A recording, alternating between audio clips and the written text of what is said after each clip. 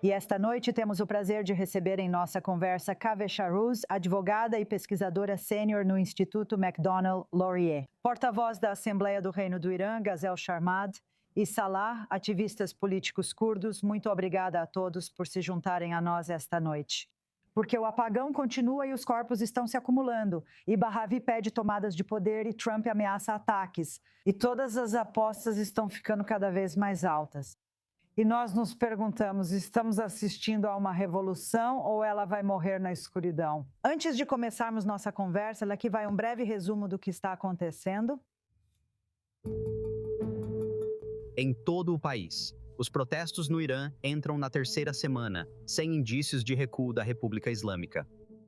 As forças de segurança aumentaram a repressão com força letal, enquanto os confrontos se espalham de Teherã por todo o país.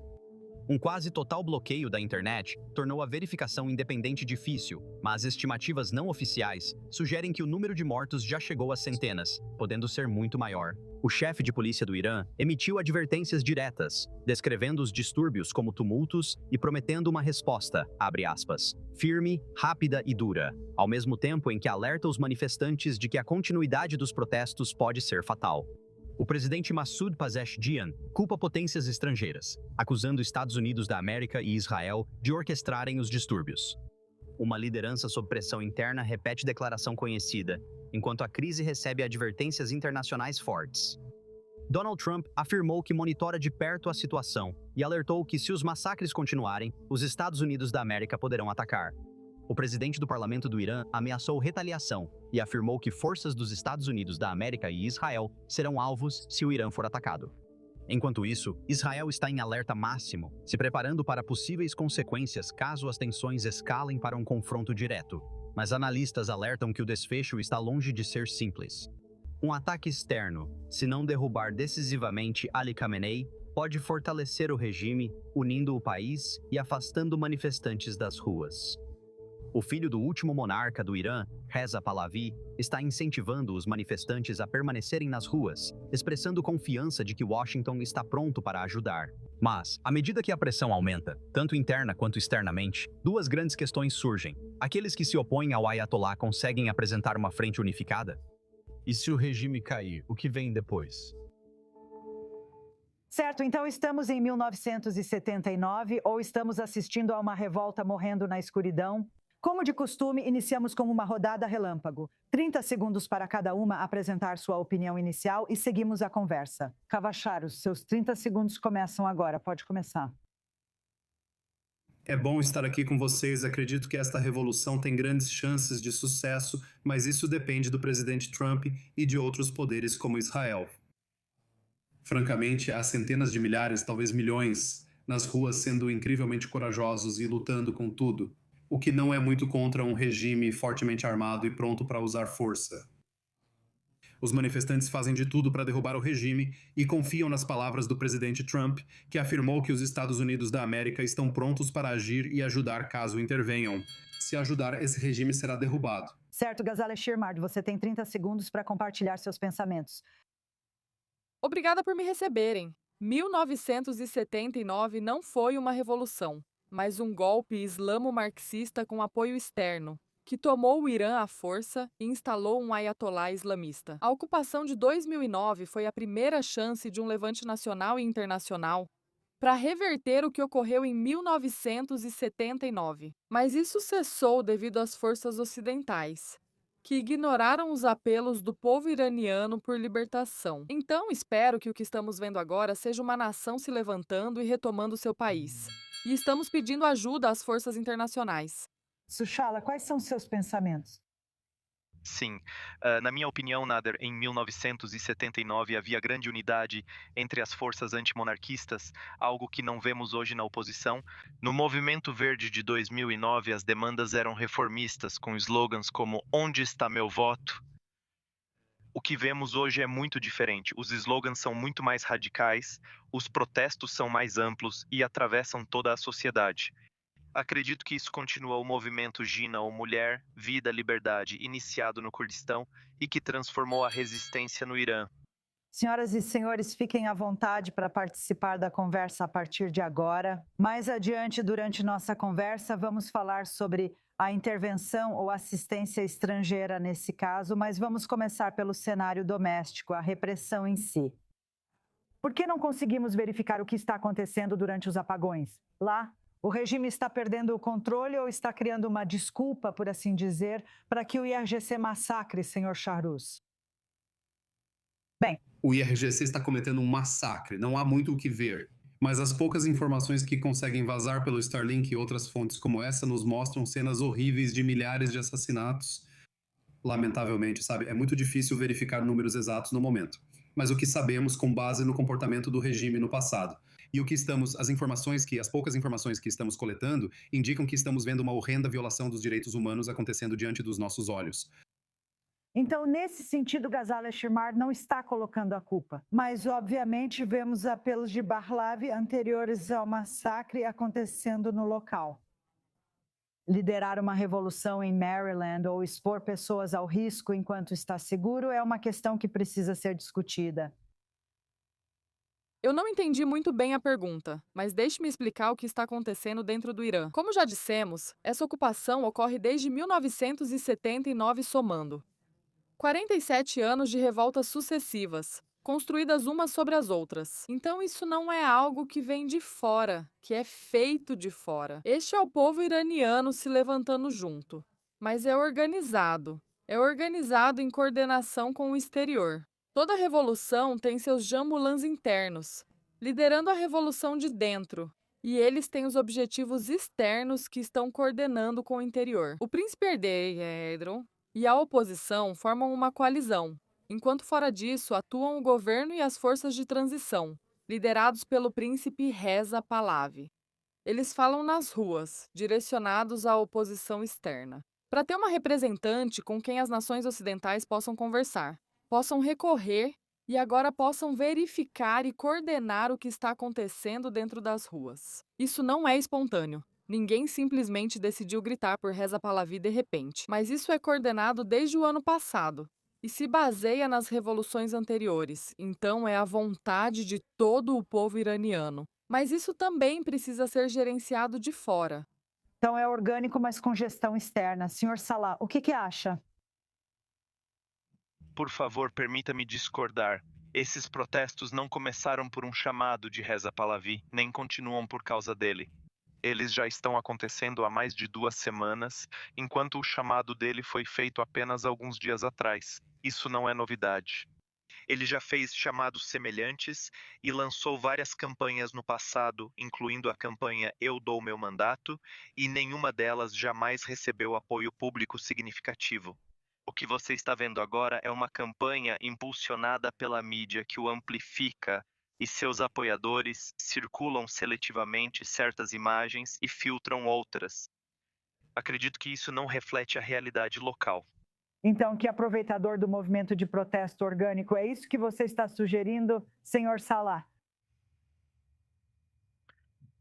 Sim, você sabe, diferente dos protestos de 2018, 2019 ou outros movimentos de liberdade das mulheres, o perigo hoje é a tentativa de ignorar a diversidade do Irã e valorizar um levante popular em favor de um indivíduo ou corrente política. Essa abordagem cria ceticismo entre as forças sociais e enfraquece o movimento, eu acredito, aumentando o risco de que os protestos percam o rumo sem alcançar resultados reais. Precisamos enxergar a realidade no local. Senhorita Chamad, está claro que você discorda aqui. Desculpe, não sei se era para mim, mas vou tentar. E sim, Se me permite, vou me colocar entre seus 2 outros convidados. Quero dizer, acho que minha opinião é que a resposta está em algum lugar no meio. Sim, esses protestos começaram antes do Sr. Pahlavi pedir que as pessoas fossem às ruas. Acho difícil negar isso. Quando ele fez esse chamado, sabe, os números aumentaram. Muitos, muitos. Então, com certeza, sabe, ele tem sido uma peça importante em tudo isso. Não quero negar isso. Mas acho que também é importante notar que a ideia de que ele é meio que essa figura única, que todos aceitam como o líder central disso, acho que isso é contestado. Muitas pessoas nas ruas gritam seu nome e o aceitam como líder, mas comunidades étnicas como a curda provavelmente contestariam isso. Acredito que outros discordam sobre o futuro do Irã e contestariam sua posição. Isso não tira sua importância, mas não acho que ele represente todos os grupos. Senhora Shermard, por favor, dê sua opinião. Vou voltar ao verão passado, quando algo ocorreu e foi pouco noticiado. Em Munique, a maior coalizão das forças de oposição se reuniu sob liderança do príncipe herdeiro. Isso significa que, nesses 47 anos, nunca vimos uma coalizão que tivesse representantes de todas as comunidades étnicas, de todas as partes da coalizão, de todos os ângulos políticos, de todas as religiões, de todas as províncias. Dentro do Irã, todos se uniram sob 3 princípios. Não se trata de decidir sobre monarquia ou não monarquia, ou sobre esta ou aquela direção. A ideia era unir todos sob uma liderança única de transição, que guiaria externamente em coordenação com o interior. Isso foi mostrado no último verão. O que vemos agora não é espontâneo. Algo mudou de repente e começaram a gritar Pahlavi. Isso é o resultado da formação de uma coalizão, e cada pessoa convidada e que fazia parte da coalizão tem uma base no Irã. Nos últimos meses, convocaram a base e disseram: esta é sua representação, porque nos últimos anos o povo do Irã fez o que vimos nas ruas. Eles estão unidos contra o regime. Eles nos chamaram, que estamos do lado de fora, para nos unirmos, para termos uma instituição, para termos uma representante. Isso é necessário para que as potências ocidentais liderem a transição. Isso está acontecendo lá dentro. É inegável, pois ouvimos os cantos. Para Per Pahlavi, a questão não é decidir o futuro do Irã, mas cooperar entre o interior e o exterior. E uma liderança funcionando como um governo de transição enquanto nos conduz daqui para a liberdade. Após a liberdade. Foi isso que todos concordaram quando estávamos em Munique. Haverá eleições, haverá um sistema secular. Todas as comunidades étnicas do Irã estarão representadas. Isso é para o futuro do país. Estamos na fase inicial, a liderança de transição, que exige representação externa. Por isso surgem os gritos. Isso não é algo espontâneo. Não é uma questão da minha opinião ou da sua opinião.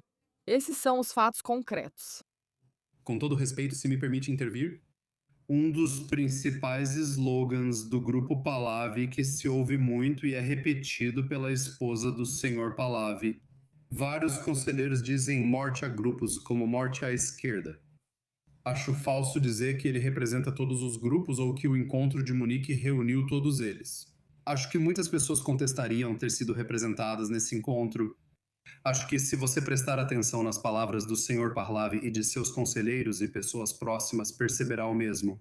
Se alguém de uma minoria étnica pede mais autonomia ou federalismo, é visto como separatista e não é representado. Então eu acho que, mais uma vez, Munique foi um grande espetáculo, foi um esforço para mostrar unidade. Mas eu acho que muitas vozes acabaram ficando de fora daquele encontro. Francamente, A realidade é diferente.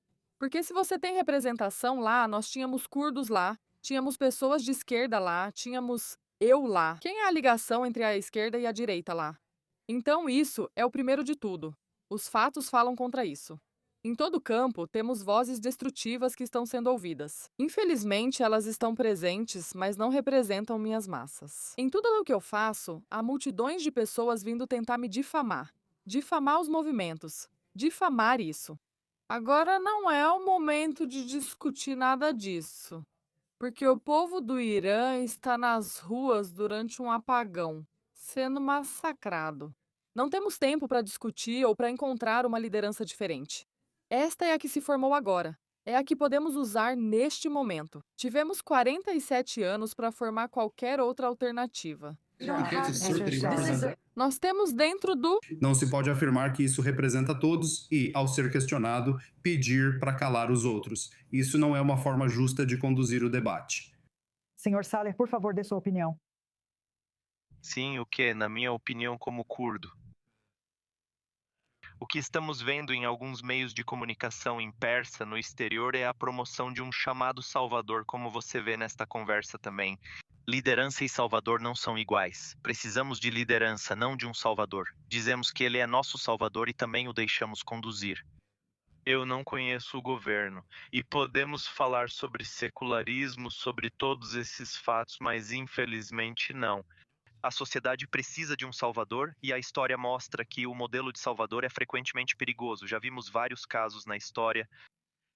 O Irã, sendo uma sociedade diversa, torna mais realista uma liderança coletiva do que um líder único. Então, a ideia de que todo movimento precisa talvez de uma única figura no topo para liderar o movimento. Acho que essa é uma visão muito clássica dos movimentos, e à medida que vemos o processo, as últimas décadas mostraram que movimentos sem liderança ou com liderança no Irã ainda podem mobilizar milhões e desafiar seriamente nossa região. Ainda assim, há a questão do impulso. Creio que a senhorita Jarmad está tentando insistir em não deslegitimar o simples debate sobre o futuro tipo de liderança. Mas não neste momento, talvez quando houver novamente o impulso mais significativo em relação ao regime atual que vimos em muito tempo. Com certeza. 100% se me permitem acrescentar. Mesmo com o apagão da internet e o regime usando armamento militar para massacrar o povo iraniano, milhões continuam nas ruas. Em todo o Irã, todos os povos e regiões estão se levantando pelo país. Enquanto o príncipe herdeiro convocava o povo do Irã, partidos curdos também faziam o mesmo. Coincidência ou coordenação? Isso deve ser debatido. Mas não podemos dizer que o povo do Irã não está unido. Não podemos dizer que a oposição não está unida. O que está acontecendo? É possível ou é fantasia? Já está acontecendo como você vê, mesmo com nossos colegas insistindo no que querem ver. Por causa de uma pequena minoria de pessoas que estão tentando destruir a unidade novamente, não é uma pessoa representando uma coalizão que foi formada. Você pode voltar para Munique e pode ver 100 representantes de todas as partes do Irã estando lá. Isso não pode mais ser negado. Você pode ter mais pessoas nelas, pode torná-las maiores. Todas nós podemos participar, mas isso é algo que está acontecendo. O que é muito importante agora, enquanto estamos falando aqui em Washington, é que existem forças do regime islâmico pressionando para que façam um acordo com ele. É uma loucura. O presidente Trump está meio que ignorando o Pahlavi neste momento. Senhor Charus, no breve tempo que nos resta antes de fazermos uma pequena pausa, seu comentário final sobre esse assunto? Eu só acho que isso é um pouco sufocante. E digo isso com todo respeito ao seu convidado, que seus telespectadores devem saber que é meu amigo e eu o tenho em alta estima. Não acho justo colocar o debate assim, dizendo que há só um líder. Se alguém discorda e afirma que há várias opiniões não representadas, respondem apenas que há pessoas nas ruas. Muito bem, senhoras e senhores, vamos fazer uma pausa bem rápida. Mas quando voltarmos, vamos expandir nossa conversa de forma literal e discutir o benefício ou o possível efeito bumerangue da intervenção estrangeira. Voltamos já.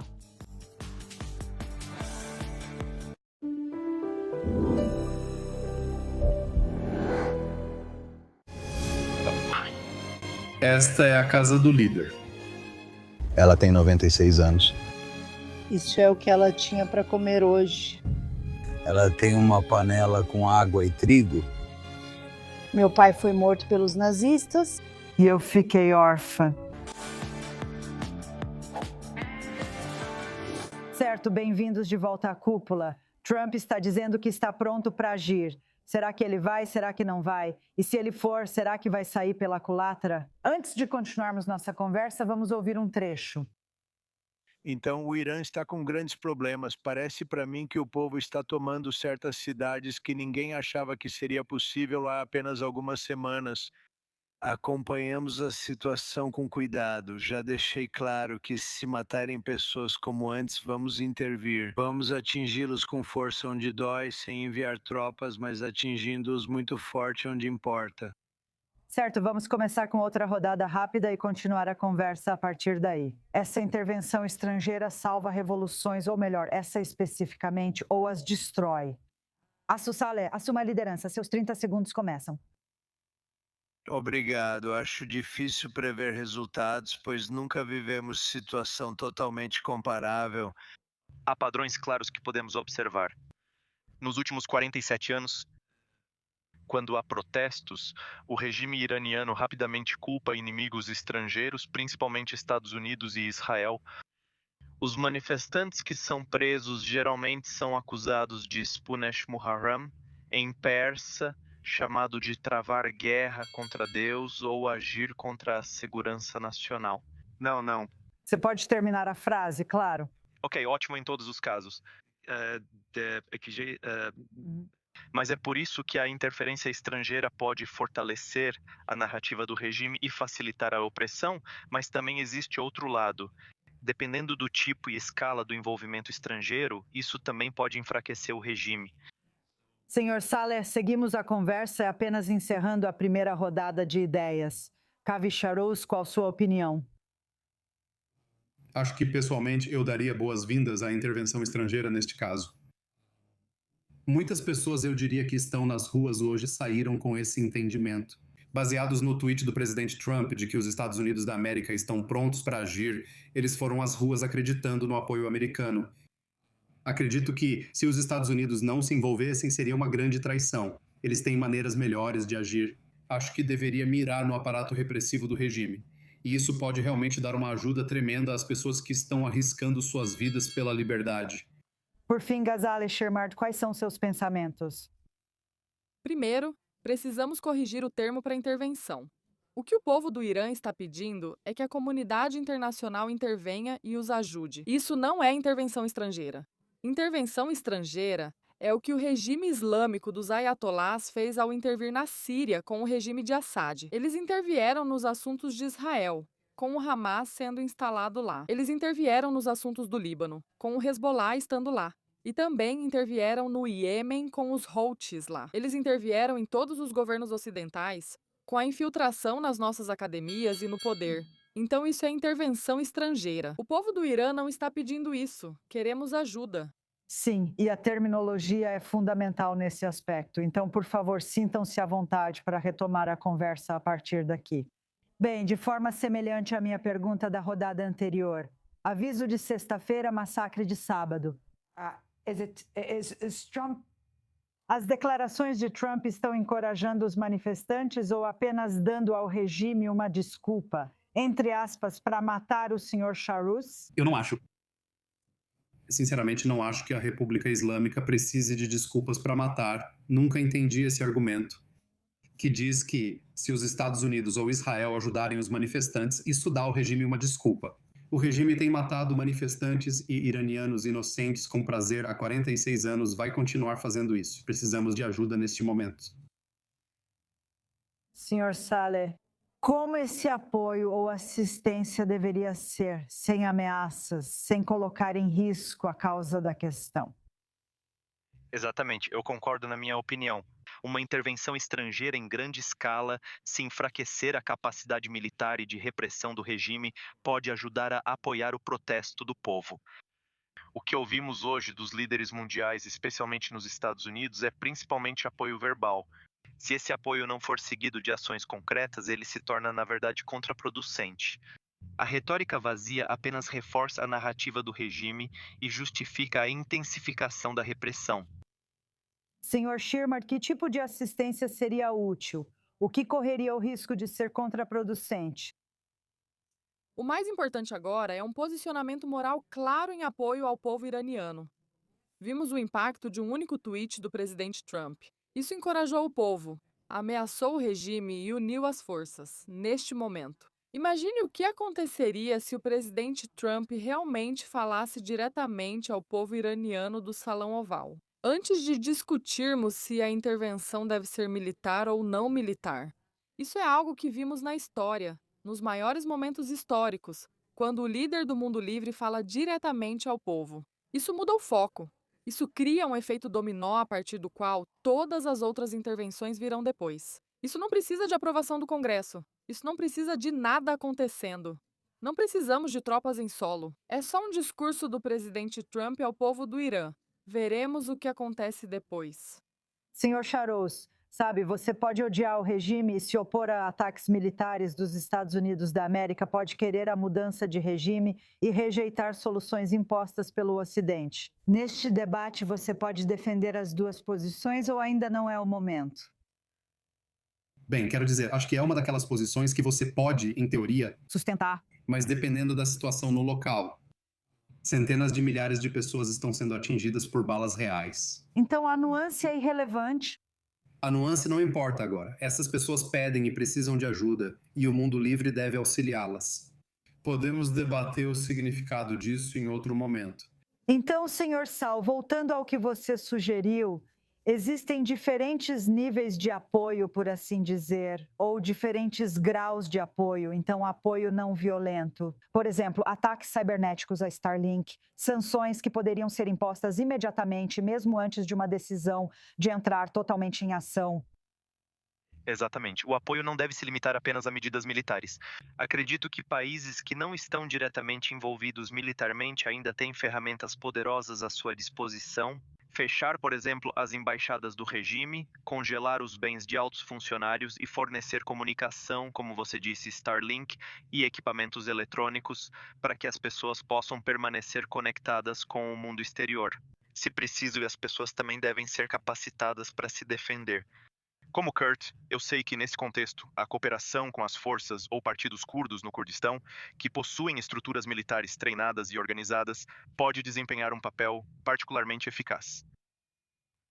Senhor, Shirmard, como dissemos antes, por isso é essencial agora ter uma liderança fora do Irã.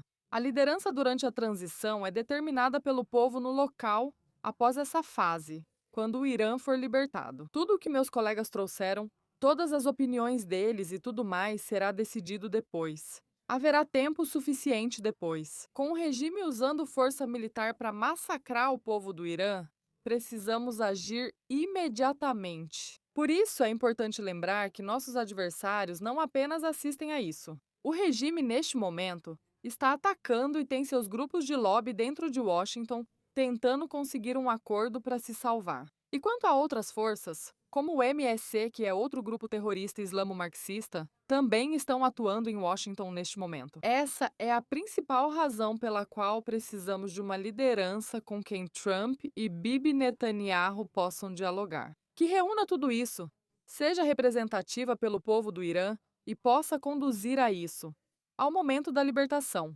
após a libertação. As atenções estão nas eleições, mas ainda não as temos nem recuperamos o país. Tudo isso pode ocorrer agora. Como dissemos, precisamos que a comunidade internacional, incluindo o presidente Trump, incluindo Bibi Netanyahu, o primeiro-ministro, incluindo os países europeus, se posicionem e enxerguem isso. Crimes contra a humanidade ocorrem no Irã. Eles têm uma responsabilidade, um dever de intervir com tudo o que têm e liderar o povo do Irã rumo à sua libertação, ajudá-los, apoiá-los até a libertação. Isso não é uma mudança de regime imposta por estrangeiros ou trazer democracia para uma nação. Isso é a libertação de uma nação assistida pelo povo, pelas pessoas responsáveis de fora. Kaveh Shahruz, suas considerações finais reforçam esse ponto. Concordo com muito do que meus colegas disseram. Acho que o povo iraniano não está pedindo que ninguém venha impor democracia a eles. Isso não é o Iraque em 2003, nem a Líbia. É um povo que luta há mais de um século por democracia. Eles estão muito perto e precisam do apoio internacional, de ajuda imediata e depois de assistência a longo prazo para construir um Estado democrático. Assim, Kaveh Shahruz, Ghazaleh Shirmard e Assu Saleh, muito obrigada por estarem aqui esta noite. Realmente tempos cruciais para o futuro do Irã, para o restante da região e do mundo. Se me permitem, muito obrigada pelo tempo e pelas reflexões de vocês esta noite. Agradecemos por estarem conosco e por facilitarem essa conversa. Muito, muito obrigada por isso, de verdade.